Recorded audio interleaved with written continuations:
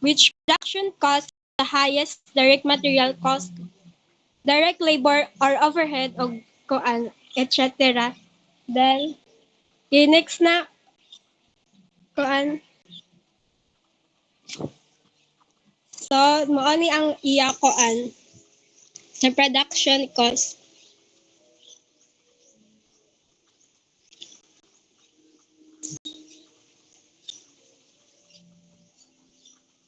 What does the production cost report look like for the assembly department as at these productions and corporations? So pag maghimo og kuan production cost, so mo ta ako gingon ganiha nga mao yang sa first step performed para ma-assign ang mga costs to unit transferred out and the units in ending work in process inventory nga gi katong gi-report ni Maxino, pero ang diriya is kanang lain lang ni siya nga problem ang sa katong kay Maxino nga gikuan. The first thing to do is to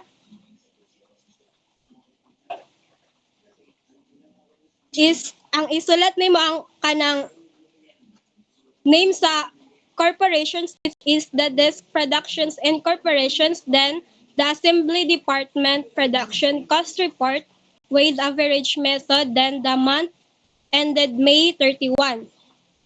So ang first is ang iyang step 1, which is the summary of physical units and equivalent unit calculations.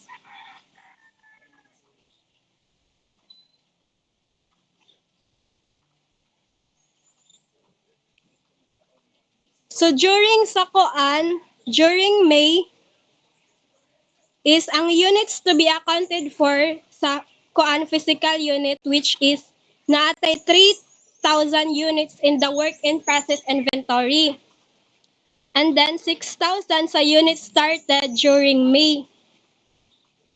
And the total units to be accounted for is 9,000.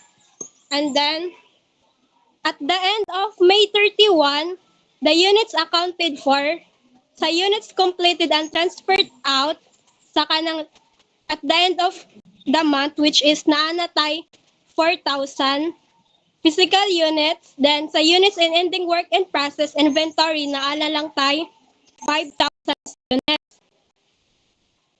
Since ang during sa May naatay kuan units to be accounted for of 9,000, of course, equal ni siya sa at the end of May 31, which is also 9,000 ragyapan ng iya kuan since mo na ila ang kuan kanang murag ila ang goal ay kanang ilang goal ata na siya nga kanang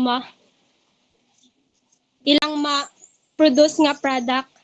Then sa direct materials at the end of the month, which is, of course, since it is already transferred out, so naatay 100% sa direct labors, also sa kuan direct materials and overhead. And then sa work in process inventory, since wala pa ni siya na kuan, wala pa ni siya to be processed, to be transferred, to be processed and transferred kuan pa ni siya himuon nun, naana lang tayo nabilin nga 5,000. And then ang 5,000, which is sa direct materials, naatay 60%. So 60% sa 5,000, which is naatay 3,000. By the way, kuan ang kana given na ni siya sa kuan problem kanang mga percent. Then sa direct labor, which is 30% sa 5,000 is 1,500, and sa overhead same 30%, which is 1,500. So the total units to be accounted for at the end of May 31 sa direct labors naanatay 7,000 units. Then sa direct labor, which is 5,000, and overhead is 5,000. And then sa step 2, summary of the costs to be accounted for. Sa direct labor, naatay Sa cost in beginning work in process which naatay total nga $1,600,000 and then is-separated nimo ni siya sa mga assembly department which is sa direct labors is naatay 95,000 dollars sa direct labor which is $40,000 and the overhead is $26,000. And same sa koan, cost incurred during May nga $1,115 sa direct labor and sa direct materials o direct labor nga 70,000 and sa overhead nga $40,000 which the total of $225,000. And then total cost to be accounted for which is $386,000 sa sa step 2 nga katong total cost to be accounted for they must be equal sa kaning sa step step 2 ug sa step 4 nga total cost.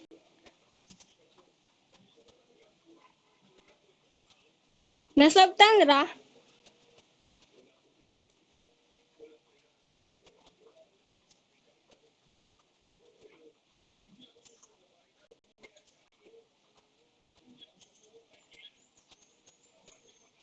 And then mo-proceed na ta sa step 3 which is calculations of cost per equivalent unit. Since nanatay koan results sa each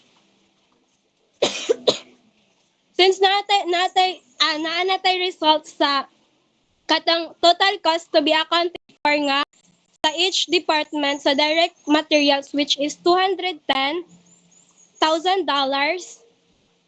and then sa direct labor nga $110,000 og overhead nga $66,000. Sa total equivalent units accounted for which is 7,000 nakuha na to ni which sa koan kaning sa total units accounted for sa step 1 og sa direct labor nga 5,500 and then sa overhead nga 5,500.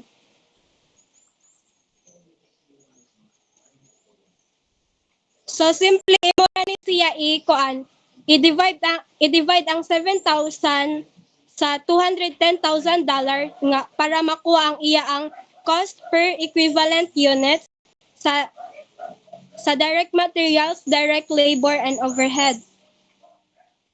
So naana tay cost per equivalent units nga 30 per 30 $30 per kuan ila per equivalent unit sa direct labor nga $20,000 ag sa overhead nga $12,000.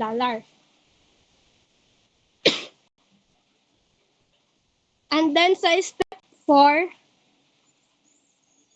assign cost to units transferred out and units in ending work in process inventory. So the cost assigned to units transferred out sa direct materials which is $120,000, sa direct labor nga $80,000 ug sa overhead nga $48,000 para makuha ni para makuha ning each department nga kaning $120,000 which is ikuan lang ni siya sa katong sa step 1 gad nga katong total units to be accounted for nga katong completed and transferred out nato nga product which is 4,000 times sa kuan sa cost per equivalent unit nga $30 which is mao na siya ang result nga $120,000. Then sa direct labor nga 4,000 sa $20,000 which is $80,000. Then sa overhead nga 4,000 times $12 which is $48,000. ang the total of $248,000. And then sa cost assigned to ending work in process, which is naatay $90,000. Same lang dun siya nga i-times ang units in ending work in process inventory sa step 1, which is sa direct materials na atay $3,000 times sa cost per equivalent unit sa direct materials pod nga $30,000. Dato ang result niya is 9,000. Then sa direct labor nga 1,500 times $20, which is $30,000. Ag sa overhead nga 1,500 times $12, which is $18,000. Ang total na to is $138,000. So the total cost accounted for at the end of May 31 na atay $386,000.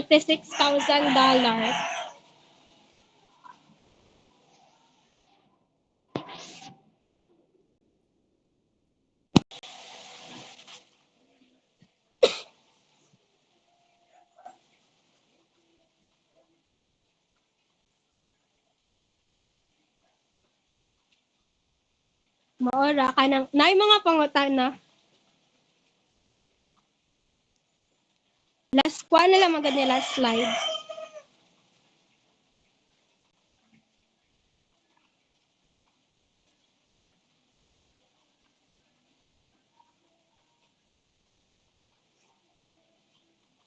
Para mag-proceed na sa kuan sa reporter nga ng chapter 6.